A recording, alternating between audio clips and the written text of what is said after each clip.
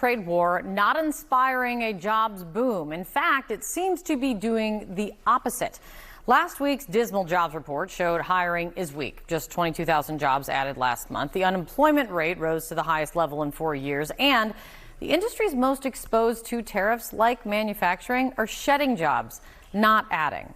A deep dive now into all of this and what this means about the economy right now. Matt Egan's been taking a look. What are you finding? Yeah, Kate, well, you're right. That was a dismal jobs report on Friday, but it was especially grim for those industries most exposed to tariffs, right? So look at mining and logging. Lost 6,000 jobs in August alone, 7,000 lost in construction. Manufacturing and wholesale trade losing 12,000 jobs apiece in 1 month. And this month was not an anomaly. Apollo Global Management has found that if you look at those tariff-exposed industries, they started losing jobs shortly after this trade war started, and it's continued. For example, U.S. manufacturing, it's lost jobs 4 months in a row. You go back to April, that was the month that those sky-high tariffs really were first announced.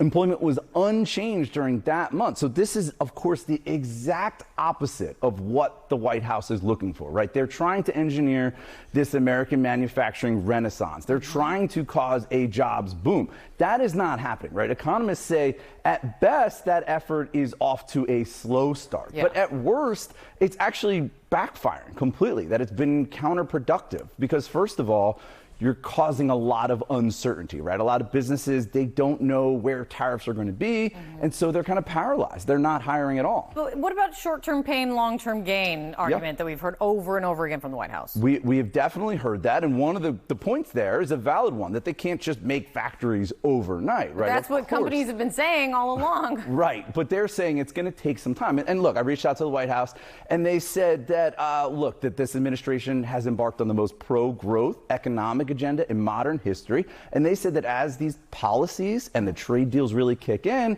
that the best is yet to come. But look, surveys of manufacturers show that this is having some real problems, right? Yeah. The Texas Federal Reserve Bank, they asked manufacturers in that state how tariffs have impacted their business. 4%, only 4%, Kate, say that tariffs have had a positive impact. The vast majority, 72%, say that it's been a negative. And it's not just the uncertainty, it's also the tariffs on steel, on aluminum, on copper, and other critical inputs. Those tariffs are actually making life more expensive for American manufacturing, right? It's making it more expensive to make goods in the United States. And there's some polls that show that voters are getting more concerned about the economy and the labor market in particular. This is the New York Fed just yesterday put this survey out showing that consumers think that there's just on average a 45% chance of getting a new job if they lose their current one. 45%.